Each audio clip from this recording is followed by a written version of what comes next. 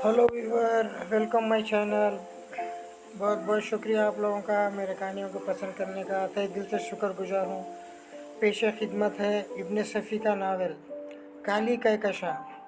थके थके से बोझल लम्हों के लिए अक्सर इब्न सफ़ी की ज़िंदा जाविद तहरीर इमरान का एक मुकम्मल और दिलचस्प कारनामा पेश खिदमत है, समात फरमाइए।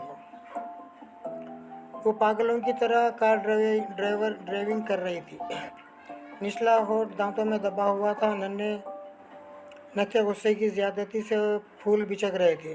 पेशानी पर सुलेटें थी और आंखें सुर्ख। ऐसा मालूम होता था जैसे कार ही से इसकी शान में कोई गुस्ताखी सरजद हो गई हो, इसीलिए रगड़ डाल रही हो बेचारी को। सड़क खतरनाक थी। पहाड़ी इलाकों की सड़कें आमतौर पर ऐसी ही होती हैं, चक्करदार, जिनकी एक जानिब हैबतनाक गहराइयाँ होती हैं। लेकिन वो तो इस तरह ड्राइव कर रही थी जैसे किसी मैदान में तेज़ रफ्तार की रिकॉर्ड तोड़ रही हो।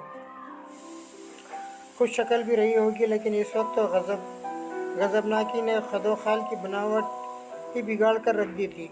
बाल खुले हुए थे और एक सर्कस लट बार बार उड़कर चेहरे पर आ रही थी। जैन और जैकेट में मबलूस थी। सीने पर कारतूसों की पट्टी थी और होस्टर में रिवॉल्वर मौजूद था। सफ़र का अख्तिताम एक छोटी सी बस्ती में हुआ। खवाखाने के सामने इसने गाड़ी रोक दी। इंजन बंद करके नीचे उतरी। चंद लम्हे खामोश खड़ी खवाखाने के सदर दरवाजे को घूरती रही, फिर आंधी और तूफान की तरह खवाखाने में दाखिल हुई। चौबी फर्श पर इसके वजनी जूते ऐसी धमक पैदा कर रहे थे जैसे दूसरों का सुकून गारत करना इसके बुनियादी हकूक़ में शामिल हो। इसे देखते ही एक आदमी काउंटर के पीछे से निकला था और तेज़ी से आगे बढ़कर इसकी राह में हायल होने की कोशिश की थी। चली जाओ, खुदा के लिए इस वक्त चली जाओ, इसने खौफजदा अंदाज में सरगोशी की थी। बकवास बंद करो, वो पैर पटक कर धाड़ी। मुझे बताओ, वो बाबा को कहाँ ले गए हैं? तुम्हारे लिए भी खतरा है, चली जाओ। उसने मुड़कर काउंटर की तरफ देखा था। लड़की की नज़र भी उधर ही उठ गई। काउंटर के पीछे कौन है? इसने आहिस्ता से कहा। साथ ही इसका हाथ रिवॉल्वर के दस्ते पर जा टिका था। मैं कहता हूँ चली जाओ। क्या तुम्हारी शामत आई है? मैंने पूछा था। काउंटर के पीछे कौन है? वो दोनों रुक गए। आखिर भी कमरे में हैं। कौन दोनों? तारक और जवाद। मैं कहता हूँ यहाँ से चली जाओ। मैंने पूछा था वो बाबा को कहाँ ले गए हैं? रब्बुल इज़्ज़त की कसम, मैं नहीं जानता। वही दोनों जानते होंगे। इनके साथ ना जाने क्यों यहाँ रुक गए हों। हो सकता है तुम्हारे ही लिए रुके हों। चली जाओ, फिर कहता हूँ मैं, चली जाओ। इसने फिर खौफजदगी के साथ काउंटर की तरफ देखा था। तो वो जानते होंगे बाबा को कहाँ ले जाया गया है? लड़की ने सवाल किया। जब साथी थे तो ज़रूर जानते होंगे। और तुम मुझे मशवरा दे रहे हो कि मैं यहाँ से चली जाऊँ? फ़िलहाल अक्लमंदी का तकाजा यही है, और तुम इन दोनों के मुकाबले में बाबा के हमदर्द हो। यकीनन हूँ, वह आहिस्ता से बोला, लेकिन तुम्हारे अलावा और किसी के सामने एतराफ़ की ज़रूरत नहीं रखता। अच्छी बात है, तो फिर हट जाओ मेरे रास्ते से। मैं इन्हीं दोनों से मालूम करूँगी। तुम समझते क्यों नहीं? इसने चारों तरफ देखकर बेबसी से कहा। इस दौरान में खोया खाने की सारी मेज़ें खाली हो गई थी। लोग खतरे की बू सूंघते ही एक एक करके खिसक गए थे। अच्छी बात है, मैं जा रही हूँ, लड़की ने आहिस्ता से कहा। वो किन कंखियों से काउंटर की तरफ देख रही थी। काउंटर के पीछे का दरवाज़ा थोड़ा सा खुला था और इस आदमी की शक्ल साफ नज़र आई थी जिसने दरवाज़ा खोला था, और फिर वो तेज़ी से बाहर आ गया। लड़की सदर दरवाजे की तरफ मुड़ी थी कि वो हाथ उठाकर धाड़ा। ठहरो। लड़की पलट पड़ी, लेकिन इसका रिवॉल्वर होस्टर से निकल आया था और इसकी नाल आवाज़ देकर रोकने वाले के सीने की तरफ उठी हुई थी। खवाखाने का मालिक थूक निकल कर रह गया। काउंटर के पीछे खड़े हुए आदमी ने अपने हाथ ऊपर उठा दिए। लड़की इसके दिल का निशाना लिए आहिस्ता आहिस्ता काउंटर की तरफ बढ़ती रही। खवाखाने का मालिक जहाँ था वहीं खड़ा रहा। इसके चेहरे पर सरिस्मागी के आसार थे। बाबा कहाँ है? लड़की ने काउंटर के करीब पहुंचकर तेज़ किस्म की सरगोशी की। तुम फायर नहीं कर सकती हो, बनी हुई आवाज़ में बोला। मेरी बात का जवाब ना देकर देखो। मैं नहीं जानता, तुम झूठे हो, बताओ, लड़की ने कहा और फिर किस कदर तिरछी होकर फायर कर दिया। लेकिन शिकार वो आदमी था जिसने दरवाजे की ओर से लड़की पर फायर करने की कोशिश की थी। रिवॉल्वर इसके हाथ से छूट पड़ा। वो आदमी जिसने हाथ उठाए रखे थे बुखला कर एक तरफ हट गया। जैसे हो वैसे ही खड़े रहो, लड़की डपट कर बोली, और काउंटर के पीछे वाला दरवाज़ा ज़ोरदार आवाज़ के साथ बंद हो गया था और बोलट सरकने की आवाज़ भी आई थी। लड़की उस आदमी को रोके हुए काउंटर के पीछे आई और झुककर रिवॉल्वर उठा लिया। रिवॉल्वर के करीब ही उसे खून की बूंदें भी नजर आई थीं। सदर दरवाज़ा बंद कर दो, लड़की ने खोए खाने के मालिक से कहा। इसने चुपचाप तामील की थी। अब मेरे दोनों हाथ में रिवॉल्वर है, लड़की ने ऊंची आवाज़ में कहा। एक का रुख दरवाजे की तरफ है और दूसरे का तारक की तरफ।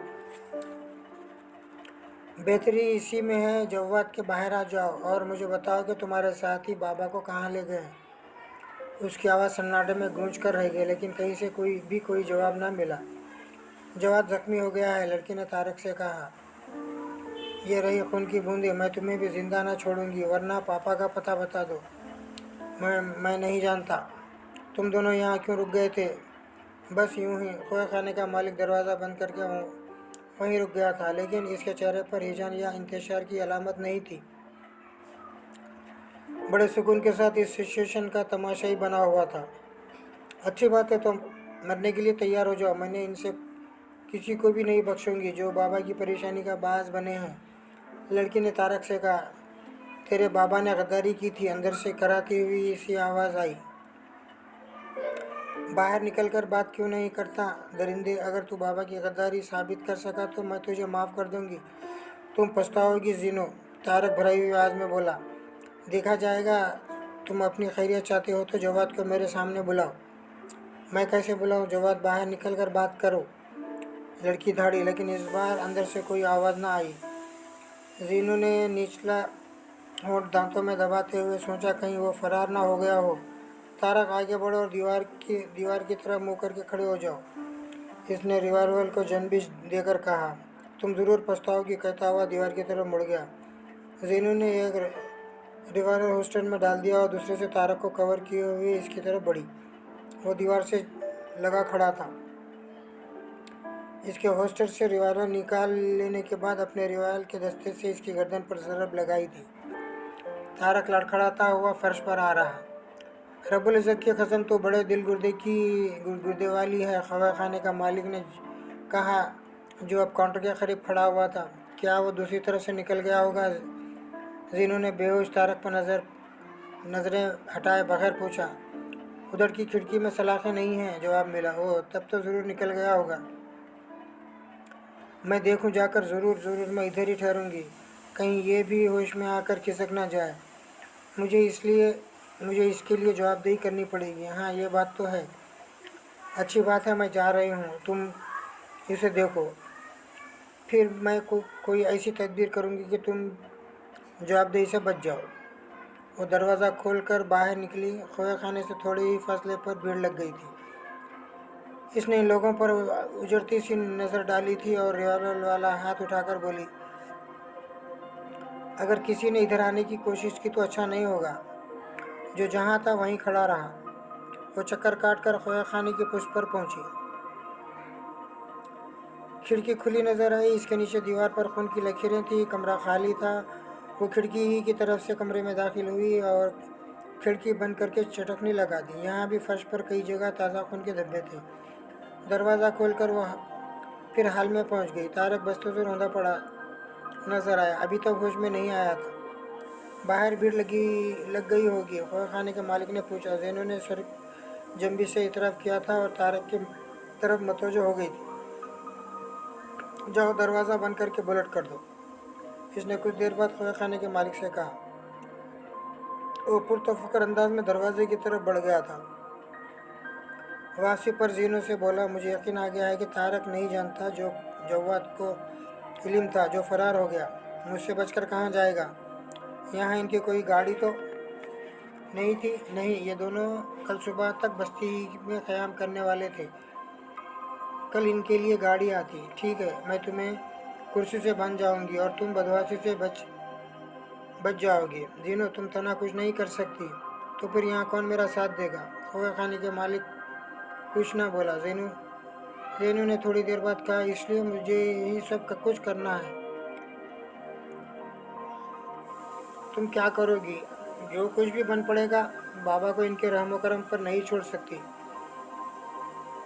समझ में नहीं आता कि ये सब क्यों और कैसे हुआ। वो कह रहा था कि बाबा ने गद्दारी की थी। मैं सोच भी नहीं सकता। जेनू फिर बेहोश आदमी की तरफ देखने लगी थी। खोए खाने का मालिक कहीं से मोटी डोर का एक लच्छा निकाल लाया। पहले बेहोश तारक के हाथ पुष्ट बांधे गए थे, फिर इसने खुद भी अपने हाथ पैर बंधवाए थे और जेनू से बोला था, आप क्या करोगी? जवाद को तलाश करूंगी। बस्ती वालों से होशियार रहना। सरख्वाई हासिल करने के लिए वो तुम पर मुझसे भी वार कर सकते हैं। वो तुम पर पीछे से भी वार कर सकते हैं। तुम बेफिक्र रहो, इसने कहा और दरवाजे की तरफ बढ़ गई। बाहर निकली थी। भीड़ अब भी मौजूद थी, लेकिन किसी ने भी इसकी तरफ बढ़ने की जरूरत नहीं की थी। वो अपनी गाड़ी में आ बैठी। तारक की कारतूस की पेटी से सारे कारतूस निकाल लाई थी और दोनों रिवाल्वर भी इसके कब्जे में थे। गाड़ी स्टार्ट करके एक बार फिर खया खाने की पुष्ट पर आई थी और गाड़ी से उतरकर खिड़की के करीब पहुंची थी। वो ज़मीन पर खून की बूंदों की तलाश शुरू कर दी थी। पथरीली और शफाफ ज़मीन पर यह काम कुछ ऐसा मुश्किल भी नहीं था। थोड़ी दूर तक खून की बूंदें नजर आ रही थी, फिर एक बार गायब हो गई थी। चारों तरफ दूर दूर तक देख आई, लेकिन खून की एक बूंद भी कहीं ना दिखाई दी। आखिरी जगह से वो कहाँ गायब हो गया? आसपास कोई ऐसी पनाहगाह भी ना दिखाई दी वहाँ जहाँ से इसके छुपने का अमकान होता। वो फिर गाड़ी की तरफ पलट आई। इतने में खोया खाने की आखिरी खिड़की खुली थी और जेनू ने बड़ी फुर्ती से रिवाल्वर निकाल लिया था। खिड़की में चेहरा नजर आया। बस्ती का कोई फर्द था। चेहरा शनासा लग रहा था। तुमने अच्छा नहीं किया लड़की, वो भारी भरकम आवाज़ में बोला। दोनों जिंदा है, मर नहीं गए, जेनू ने लापरवाही से कहा। उसे अभी तक होश नहीं आया। इतना ताकतवर नहीं मालूम होता कि जल्द होश आ जाएगा। तुम जानती हो इसका क्या अंजाम होगा? तुम ही बताओ अगर नहीं जानती। पूरी बस्ती पर अजाब नाजिल होगा। वो मेरे बाबा को पकड़ कर ले गए हैं। तारक और जवाद उनके साथ थे, मुझे मालूम है। कहाँ ले गए ये मैं नहीं जानता। वो बस्ती ही से गुजरे थे, इसीलिए सबको इसका इल्म है। और अब जितनी जल्द हो यहाँ से चली जाओ, वरना अगर होश में आने के बाद तारक ने बस्ती वालों को तुम्हारे खिलाफ उकसाया तो वो इसका कहना मानने पर मजबूर हो जाएंगे। मैं चली जाऊंगी, लेकिन यही बता दो कि जवाद कहाँ गायब हो गया। इसने इधर उधर देखकर सामने वाली पहाड़ियों की तरफ उंगली उठाई थी। तुम्हारा बहुत बहुत शुक्रिया, मैं हमेशा याद रखूंगी, कहती हुई वो गाड़ी में बैठ गई और गाड़ी तीर की तरह सड़क की जानिब रवाना हुई। शायद वो समझ गई थी कि जवाद ने कहाँ पना ली थी। छीने हुए पिस्तौल इसने डैशबोर्ड के खाने में रखकर इसे मुखफिल कर दिया था। कुछ दूर सड़क पर चलने के बाद इसने गाड़ी गाड़ी को बड़ी एहतियात से एक ढलान में उतारना शुरू किया था और बालाखिर इसमें कामयाब भी हो गई थी। एक मुसल्ला जगह का इंतखाब करके गाड़ी वहीं रोकी और इंजन बंद कर दिया। वो बेहद पुरसुकून नज़र आ रही थी। ऐसा मालूम होता था जैसे इस मुहिम की कामयाबी पूरी तरह यकीन हो। गाड़ी को मुकम्मल करके दूसरी तरफ जाने वाली चढ़ाई तय करने लगी। आंखें किसी ऐसे दरिंदे की आंखों से मुशाबा नजर आ रही थी जो शिकार करने वाला हो। चट्टान की इंतहाई बुलंदी पर पहुंचकर वो सीने के बल लेट गई थी और टहनियों पर जोर डाल डाल कर आहिस्ता आहिस्ता खिसकती हुई चट्टान के दूसरे सिरे की तरफ बढ़ने लगी। सूरज भी गुरूब नहीं हुआ था। हवा में खुनकी पैदा हो गई थी, लेकिन चट्टान अभी तक तप रही थी। दूसरे सिरे पर पहुंचकर इसने नशेब में छलांग झांका। दूर दूर तक कोई न दिखाई दिया। एक बार फिर इसकी आंखों में तशवीश के आसार उभरे। बड़ी देर तक इसी हालत में बेहस व हरकत पड़ी रही। फिर इस तरफ ढलान में उतरने का इरादा किया ही था कि नीचे दाएं जाने वाली धड़ार से एक आदमी बरामद हुआ और वहीं एक बड़े पत्थर से टिक लगाकर बैठ गया। जेनू की आंखों में पहले ही की तरह चमक फिर उठ कर आई। तनफ़्फ़ुस किसी कदर तेज़ हो गया। इसी तरह कहनों के बल घस खिसकते हुए इसने एक लंबा चक्कर लिया और इस लाइलमी में ऐन इसके सर पर जा पहुंची। जंबिश ना करना अपनी जगह से, इसने होस्टर से रिवाल निकालकर इसकी सर का निशाना लेते हुए कहा। वो वो उछल पड़ा और मुंह उठाकर आवाज़ की सिम देखने लगा। सबसे पहले रिवॉल्वर की नाल ही पर नज़र पड़ी होगी। बेहस हरकत बैठा रह गया। फिर ज़ेनू एक ही चिस्त में इसके सामने जा पहुंची। तुम आखिर हमारे पीछे क्यों पड़ गई हो? जवाद अपना जख्मी हाथ बाएं हाथ से दबाए हुए टकराया कराया। हमें जो हुक्म मिला था बस। ज़ेनो गुर्राई, मुझे इससे कोई सरोकार नहीं। मैंने सिर्फ ये मालूम करना चाहा था कि बाबा को कहाँ ले जाया गया है। जवाब थूक निकल कर रह गया। लेकिन अब इससे पहले तुम्हें साबित करना पड़ेगा कि बाबा गद्दारी के मरतब हुए थे। हमें यही बताया गया था। ये तो सबूत ना हुआ, फिर मैं क्या करूं? यही कि ऐसी कोई बेहुदा बात ज़बान से ना निकालो जिसका कोई ठोस सबूत तुम्हारे पास ना हो। जवाब कुछ ना बोला। जेनो चंद लम्हे उसे घूरती रही, फिर बोली, यकीन करो, अगर तुमने ज़बान ना खोली तो मैं तुम्हें सिसका कर मारूंगी। हमें हुक्म मिला था कि जिस तरह भी मुमकिन हो इन्हें कहकशां पहुंचा दें, और तुम लोग इनकी बेखबरी में हमलावर हुए थे। फिर क्या करते? जाबिर को ललकारना आसान तो नहीं, और मैंने तो हाथ भी नहीं लगाया था। इनके सर पर जब किसने लगाई थी? दाराब ने। तुम दोनों यहाँ क्यों रुक गए थे? इसलिए कि किसी तरह तुम्हें भी कहकशां ले जाया जा सके। तुम लोगों को यकीन था कि इसका इल्म होते ही मैं ताक़ब करूँगी। जवाद ने इस बात में सर को जम्बिश दी और होले होले कराने लगा। ठीक उसी वक्त ऊपर से आवाज़ आई थी, वो रही। जेनू चौंकी थी और बड़ी फुर्ती से एक पत्थर की ओर में छलांग लगाई थी। ऊपर से फायर हुआ था और गोली इसी पत्थर से रगड़ खाते हुए दूसरी तरफ निकल गई थी। घेरो, किसी ने चीख कर कहा, और दौड़ते हुए कदमों की आवाज़ों से फजा गूंजने लगी। फिर जेनू के रिवाल से एक शूला निकला। एक चीख सन्नाटे में गूंजी और इसका शिकार ऊपर से लड़खड़ाता हुआ नीचे चला आया। दौड़ते हुए कदमों की आवाज़ें मध्यम हो गई। जेनू आहिस्ता आहिस्ता पीछे खिसक रही थी। जाने दो, फायर मत करो, जवाब नीचे से चीखा, वरना सब मारे जाओगे। कहीं से कोई जवाब नहीं आया था और किसी ने भी अपनी जगह से जंबिश करने की कोशिश नहीं की थी। जेनू निकली चली गई थी। मकसद हासिल हो चुका था। वो यही तो जानना चाहती थी, इसके बाप को वो लोग कहाँ ले गए हैं। खुदा उस कुत्ते को गारत करे जिसने इसे इस पर मुंह मारा था। सुलेमान भन्ना कर बोला। वो तो तू क्यों मरा जा रहा है? गुल्लक चीखी। अरे जिंदगी अजाब बन गई है। पिछली रात बेखबर सो रहा था, जगाकर कहने लगे, अबे मुझे ऐसा महसूस होता है जैसे पेट में बेशुमार कुत्ते के पिल्ले टाई टाई कर रहे हो। कहीं पागल ना हो जाए, गुलरुख ने पुरतशिश लहजे में कहा। कुत्ते के काटने से आदमी पागल हो जाता है। अरे जाओ, खुद ही साला पागल हो गया होगा काटने के बाद। वो आहिस्ता से बोला, सुन लिया तो गर्दन उड़ा देंगे। टीके भी लग चुके थे, लेकिन किसी तरह वहम ही नहीं निकलता दिमाग से। मैं कहती हूँ किसी बहुत बड़े डॉक्टर को दिखाएं, विलायत चले जाएं। ये विलायत क्या होती है? अरे वही जहाँ अंग्रेज़ रहते हैं। मैट्रिक पास किया है तूने, और ये तक पता नहीं कि वो इस वक्त विलायत कहलाती थी जब यहाँ अंग्रेज़ों की हुकूमत थी। अब तो साला सिर्फ लंदन है। अरे होगा कुछ। मैं कह रही थी किसी बड़े डॉक्टर को, साहब को दिखाओ। बस, बहुत देखे हैं बीमार, जब भी घर पड़ते हैं इसी तरह बोर करते हैं। आजकल शायद कोई काम धाम नहीं है। कल मुझसे पूछ रहे थे, पहाड़ पर चली जाना खुदा के लिए अकेले। वाह, तू भी जाएगा? तो जाऊंगी, मुझे कौन पूछता है। अरे नहीं, कह रहे थे कि सुलेमान भी जाएगा। मर गया सुलेमान? क्यों? शायद तू ठीक कह रही है। क्या ठीक कर रही? यही कि कहीं पागल ना हो गए हो, वरना कहाँ सुलेमान और कहाँ पहाड़। इसके मुकद्दर में तो सिर्फ सिलबट्टा लिखे हुए है। बकबक मत कर, कहीं तू तैयार हो जाइयो। इनके साथ किसी ऐसी जगह नहीं जा सकता जहाँ भाग निकलने का रास्ता भी ना मालूम हो। ख्वामख्वाह टटर किए जा रहा है। जो कुछ मैं कह रही हूँ वही तुझे करना पड़ेगा। कर चुका, क्या नहीं करेगा? अपना काम कर, मगज ना चाट। इतने में जोसेफ किचन के दरवाजे पर नजर आया था। बस तुमको बुलाटा, इसने सुलेमान से कहा।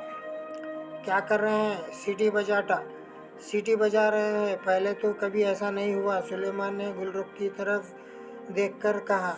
जोसेफ चला गया था। गुलरुख बोली, जाओ जा देख क्या बात है, मैं हांडी देख लूँगी। अब तो डर लगता है इनके करीब जाते हुए। क्यों ख्वामोखा बदनाम करता है? मैंने तो कोई ऐसी बात नहीं देखी जिससे पागल मालूम हो। यही तो खराबी है, पता ही नहीं चलेगा कि कब पागल हो गए। चल देख जाकर क्या कह रहे हैं। सुलेमान हाथ झाड़ता हुआ किचन से निकला और सिटिंग रूम की तरफ चल पड़ा था। इमरान आराम कुर्सी पर नींदरा नजर आया। जी फरमाइए, सुलेमान ने बड़े अदब से पूछा। अबे वो तेरे छोटे खालू को भी तो कुत्ते ने काटा था, फिर क्या हुआ था? छोटी खाला भोंगने लगी थी। एक हफ्ते के बाद खालू की बीवी को खाला कहते हैं ना? जी हाँ। तो फिर यहाँ कौन भोंकेगा? इमरान ने मायूसी से कहा। सुलेमान सर खुजाने लगा। बोलता क्यों नहीं? मैं क्या बताऊँ, इसीलिए कहता था कि शादी कर लीजिए, हो जाती तो भोंकने वाली भी। तेरी वाली से काम नहीं चलेगा। वो क्यों भोंकने लगी? मुझे तो काटा नहीं कुत्ते ने। तो फिर क्या करें? अब तो शादी भी नहीं हो सकती। क्यों नहीं हो सकती? अपनी खुशी से कौन भोगने पर तैयार होगी? ये भी ठीक है, ये भी ठीक कहा है।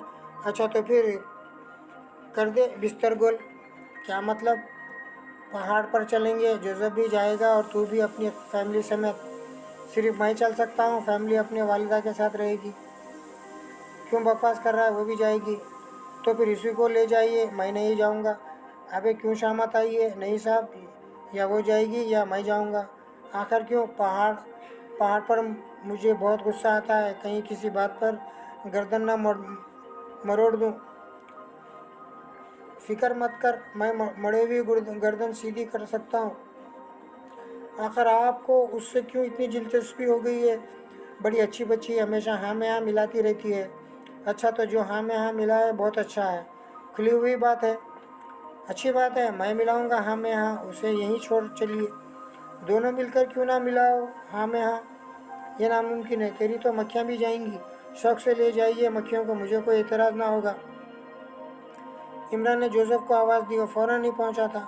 ये इमरान सुलेमान की तरफ हाथ उठाकर बोला, होल्डर में जाएगा। मैं नहीं समझा। बिस्तर के साथ होल्डर में इसे भी लपेट दो।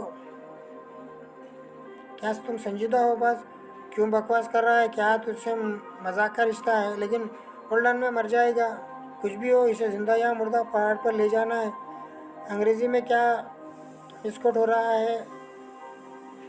सुलेमान बोला, बता दे इसको। इसको भी। इमरान ने जोसेफ से कहा, तुम सारा होल्डर में जाएगा। होल्डर में मैं? सुलेमान ने आंखें निकाली। हम बोला मर जाएगा, बास बोला मर जाए। अरे बाप रे, तो गया। ठीक है, सचमुच बेअसर रहे। जी हाँ, इमरान ने मुस्कुराकर आंखें चमकाई। सुलेमान उल्टे पांव भागा था और किचन में दाखिल होकर दरवाज़ा बंद कर लिया था। क्या है? अरे क्या है? गुलरुख ने बौखला गई। सचमुच सचमुच पागल, सुलेमान हंसता हुआ बोला। क्या बक रहा है? जोसेफ से कह रहे थे इसे होल्डन में लिपेट कर दे, ज़बरदस्ती पहाड़ पर ले चलेंगे। अरे नन्हे बोले, ये कोई नई बात है? हमेशा ही इसे ऐसी बातें करते आए हैं। इसलिए तो कहता हूँ कि लाख बरस पता नहीं चल सकेगा कि कब पागल हो गए। चल हट उधर, मैं जाकर पूछती हूँ। वो इसे दरवाजे के सामने से हटाती हुई बोली। कहाँ जाती है? तो चुप रह। दरवाज़ा खोलकर किचन से निकल आई। इमरान अब भी वहीं था। इसके इसके इस तरह देखने के अंदाज से गुलरुख भी बौखला गई। क्या बात है? इमरान ने इसे पूछा। वो साहब जी, होलडाल वाली बात कुछ भी हो जाएगा। मरदूत को कहता है। गुलरुख जाएगी तो मैं नहीं जाऊंगा। हाय तो ये बात है, लेकिन इसने तुझसे यही कहा होगा कि मैं पागल हो गया हूँ। पागल हुए आपके दुश्मन, खुदा करे उसके साथ निश्चय पागल हो जाए। अकेले जाना चाहता है। आपका जाना ज़रूरी है। खाक डालिए हम दोनों पर, डाल दी, दफ़ा हो जा। लेकिन यहाँ ना रहना, इस मरदूत को भी साथ ही ले जाना। बड़े सरकार नाराज़ ना हो कहीं। मैं नहीं जानता। जोसेफ, इन दोनों को फ़ौरन निकाल बाहर करो। अरे नहीं साहब, गुलरुख गया ही। मियाँ बीवी को अकेले घर में रहने दूंगा, दुनिया क्या कहेगी? जी। गुलरुख की आंखें हैरत से फैल गई। जोसेफ ने इमरान की आंख बचाकर गुलरुख को वहाँ से चले जाने का इशारा किया था और वो एक बैग खिसक ही गई थी। इमरान जोसेफ को आंख मारकर मुस्कुराया और बोला, दोनों ही मुझे पागल समझने लगे हैं। आसमान वाला तुम्हें बचाए बाज, वरना वो रात ऐसी ही थी कि अगर चूंटी भी काट लेती तो तुम अपना तवाज़ो तो ज़हनी तवाज़ो खो बैठते। मत बकवास कर मत बकवास कर, तैयारी शुरू कर। क्या तैयारी भी करनी होगी? कम से कम एक माह के लिए शहर को छोड़ देना चाहता हूँ। ये तो बड़ी अच्छी बात होगी बास, लेकिन रवानगी कब होगी? आज ठीक 4 बजे शाम को। जारी है इब्न सफ़ी का नावल काली कहकशां।